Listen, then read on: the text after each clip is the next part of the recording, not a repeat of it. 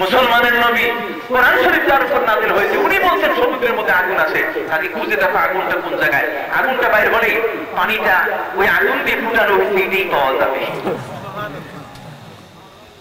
ওরা বললো sir ৩২,০০০ fit নিচে ঢুকাইছি পাইপ। মুরপর বললেন আরো ঢুকাও। ৩৭,০০০ ফিট নিচে তাদের পাইপ গুলো যখন গেল, ১০০ জন মেরিন ইঞ্জিনিয়ার ডাক দিয়ে বলা শুরু করলো স্যার পাইছি সমুদ্রের নিচে ৩৭,০০০ ফিট নিচে দেখা যায় শুধু আগুনের সাগর, আগুন ছাড়া কিছু দেখা যায় না। মুসলমান যেটাকে জাহান্নাম বলেছে বলে ওইটাই দেখা যাচ্ছে। উদ্ধার করতে করতে শেষ পর্যন্ত জাহান্নাম পর্যন্ত উদ্ধার করতেছে। আটলান্টিকের মেরিন স্টেশনে ১০০ জন মেরিন ইঞ্জিনিয়ার সেদিন মুসলমানের কলেমা পড়ে তারা মুসলমান হয়ে গেল।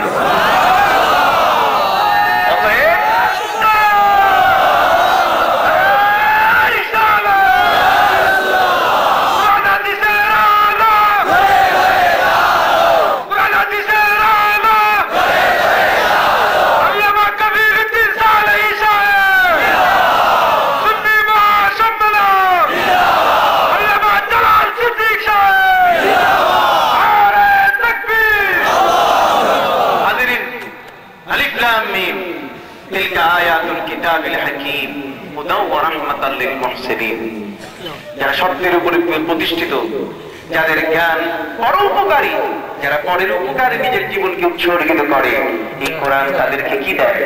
হেদায়েত দেয়। সেই কোরআন আজকে আমরা তাকে সাজিয়ে রেখেছি। সেই কোরআন মসজিদ ভিত্তিক গ্রন্থ হয়ে গেছে। এটা তো মানব ভিত্তিক গ্রন্থ। এটা মানুষের প্রতিটি ক্ষেত্রে, তার রান্নাঘর থেকে সংসদ পর্যন্ত, দোলনা থেকে কবর পর্যন্ত কোরআনের ব্যবহার হবে। অথচ সেই কোরআন শরীফের আজকে সেই ব্যবহার আমরা করছি না। আমি আপনাদেরকে সে পথে উদার্ত আহ্বান জানাচ্ছি। আজকে আমি নিজে খুব অসুস্থ, আমার পেটে একটু খুব ব্যথা। এরপরও আজকে প্রায় ৭০০ কিলোমিটার জার্নি করে আমি আপনাদের এখানে এসেছি। ৭০০ কিলোমিটার, রংপুর থেকে ঢাকা, ঢাকা থেকে আবার এখানে। তো শুধুমাত্র আমি আল্লামা জালাল সিদ্দিকী সাহেব মুর্তজুল আলীর কাছে আমি দোয়া নেওয়ার জন্য এসেছি। উনি আমার জন্য দোয়া করবেন এবং আমাকে এখনই আবার যেতে হচ্ছে, না হলে অন্য সময় আমি লম্বা আপনাদের কাছে কিছু কথা বলতাম। আমার খুব বড় ভালো লাগছে যে উনি আমার পাশে, আমার উপরে ছায়া হিসাবে বসে আছেন। ছায়া হিসাবে আমার পাশে উনি বসে আছেন। আমি ওনার মাধ্যমে আমার অন্তরের মধ্যে আমার মনে হয় ভয়েস জারি হচ্ছে। উনি অনেকগুলো কথা মুখে ঝুঁকি মারছে যে আমি সবগুলো বলে ফেলি। কথা বুঝতে পারছেন? এরকম নেককার আলেমদের সহবতে থাকলে আল্লাহ পাক রব্বুল আলামিন সিনা খুলে দেন। নবী করিম সাল্লাল্লাহু আলাইহি ওয়াসাল্লামের সিনার সাথে জিবরিল আমিন যখন সিনা মিলিয়েছেন, সুম্মা খাদানি ফাকাত্তানি হাত্তা বালাগা মিন্নিল জুহদা বিল জুহদা। আমার রাসূল বলছেন জিবরিল আমিন যখন আমাকে সিনার সাথে মিলাই দিলেন আর বললেন ইকরা, প্রথমবার পারি নাই, দ্বিতীয়বার পারি নাই, তৃতীয়বার পড়ে দিলাম ইকরা বিসমি রাব্বিকাল্লাযী খালাক। এর বিশাল আকর্ষণ। অতএব আমি তার কাছে আয়োজকবৃন্দ যারা আছে তাদের কাছে এবং এ যুগ সন্ধিক্ষণে একজন শ্রেষ্ঠতম মৌলী, যার পদপ্রান্তে 24 ঘন্টা পড়ে থাকা একজন ইমানদার ব্যক্তির কল্যাণের বিষয়, সেই শামসুল উলামা আল্লামা ফুলতুলি সাহেব কেবলা মুর্তজুল আলীর দীর্ঘ হায়াত কামনা করে, সুস্থতা কামনা করে আল্লাহ পাক রব্বুল আলামিন তাকে যেন আমাদের থেকে কখনো দূরে সরায় না নেন। আল্লাহ যেন তার ছায়া থেকে আমাদেরকে কখনো মাহরুম না করেন, বঞ্চিত না করেন। সকলের প্রতি শ্রদ্ধা নিবেদন করে আপনাদের কাছে দোয়া আছে, এই মাহফিলের সুস্থতা কামনা করে আজকের মধ্যে এই সংক্ষিপ্ত আলোচনা এখানে শেষ করলাম। ওয়া আখিরু দাওয়ানা আলহামদুলিল্লাহি রাব্বিল আলামিন। ওয়াসসালামু আলাইকুম ওয়া রাহমাতুল্লাহি ওয়া বারাকাতুহু। درود شريف اللهم صل على سيدنا ونبينا وشفيعنا وحبيبنا مولانا محمد صلى الله عليه وعلى آله وصحبه وبارك وسلم. اللهم آمين. ربنا ظلمنا أنفسنا وإن لم تغفر لنا وترحمنا لنكونن من الخاسرين. رب العالمين সুন্নি ইসলামী মহাসম্মেলনের দ্বিতীয় দিবসের এই মুহূর্তে আল্লাহ আপনাদেরকে বলি, আপনারা মহান ওলি আমার পাশে বসে দোয়ায় শরীক হয়েছেন।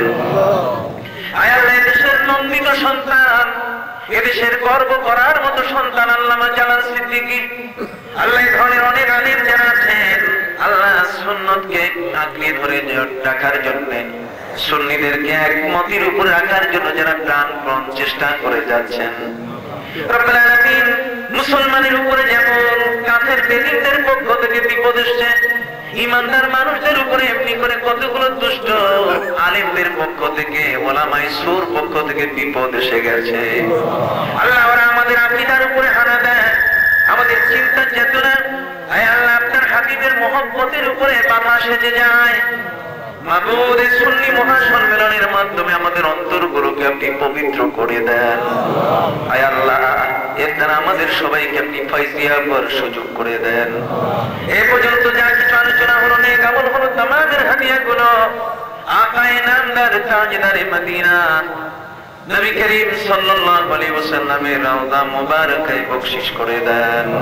সাহাবায়ে কেরাম, শুহাদায়ে ইজম, তাবিঈন, তাবিঈন, মুমিনিন মুমিনাতের রূহের হাদিয়া বখশিশ করে দেন। ওলিয়া উলিয়া পীর মাশায়েখ গাউস কুতুব আব্দালাহ তাআলা খিয়াস, খাস করে সিলেটের জমিনে শুয়ে আছেন শাহজালাল ইয়ামানী রাহমাতুল্লাহি আলাইহি, তার সাথে 360 জন তার ভক্ত অনুরক্ত ওলিয়ে কামেল, এমনি করে বদরপুরের যত ওলি আশপাশে শুয়ে আছেন, আয় আল্লাহ ফুলতলি সাততাবলার উচ্চতন ব্যক্তিবর্গ থেকে নিয়ে আমাদের অধস্তন উচ্চতন দিনদার মুসলমান নরনারী যারা কবরে, আমাদের মা বাবা সহ আল্লাহ সকলের রূহের হাদিয়া বখশিশ করে দেন। আয় আল্লাহ এই সুন্নি মহাসম্মেলনকে কিয়ামত পর্যন্ত আপনি বাকি রাখুন, কায়েম করে দেন। আয় আল্লাহ এর জন্য আলেমদের জীবন উৎসর্গিত করার তৌফিক দান করুন।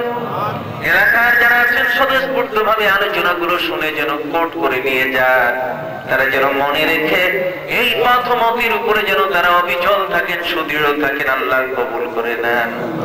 আয় আল্লাহ আল্লামা জালাল সিদ্দিকী সাহেব বিদেশের মাটিতে থাকেন, ভাই হাফেজ মাওলানা মনজুর সাহেব বিদেশের মাটিতে থাকেন, এরকম অনেকের ভাই, অনেকের বোন, অনেকের আপনজন লন্ডন, আমেরিকা সহ পৃথিবীর বিভিন্ন দেশে বাস করছেন। আল্লাহ সবাইকে বিদেশের মাটিতে সুস্থ থাকার তৌফিক দান করুন। আয় আল্লাহ সকলের আয় উপার্জনের রিজিকে আপনি বরকত দিয়ে দেন, যাবতীয় ঝামেলা থেকে, বিপদ থেকে সবাইকে হেফাজত করুন। আয় আল্লাহ সকলের ঘরগুলোকে জান্নাতের ঘর বানায় দেন, সকলের ঘরে আপনি জান্নাতের সুখ শান্তি দান করুন। আয় আল্লাহ যারা এসেছেন আর যারা আসেন নাই, আশপাশের যত দিনদার মুসলমান নরনারী, আয় আল্লাহ সকলকে এই মাহফিলের বরকত দিয়ে আপনি ধন্য করুন। আয় আল্লাহ নবীজির দিদার আমাদের সকলের জন্য নসিব করে দেন, নবীজির দিদার আল্লাহ আমাদের সকলের নসিব করে দেন। আল্লাহ আপনার হাবিবের আদর্শের উপরে, উসওয়ায়ে হাসানার উপরে আমাদেরকে প্রতিষ্ঠিত করে দেন। আয় আল্লাহ শুধু সিলেট এলাকা নয়, সারা বাংলাদেশ গোটা দুনিয়ায় আল্লাহ এই সুন্নি মতাদর্শ আকীদাকে আল্লাহ আপনি প্রতিষ্ঠিত করে দেন। আমাদের দেশটিকে হেফাজত করুন। আয় আল্লাহ বিশ্ব মুসলিমকে আপনি হেফাজত করুন। ওয়া সাল্লাল্লাহু তাআলা আলা খায়রি খালকিহি ওয়া নূরি আরশিহি সাইয়্যিদিনা ওয়া মাওলানা মুহাম্মাদ ওয়া আলা আলিহি ওয়া সাহবিহি আজমাইন। سبحان ربك رب العزة عما يصفون وسلام على المرسلين والحمد لله رب العالمين بحرمة لا إله إلا الله محمد رسول الله. السلام عليكم ورحمة الله وبركاته.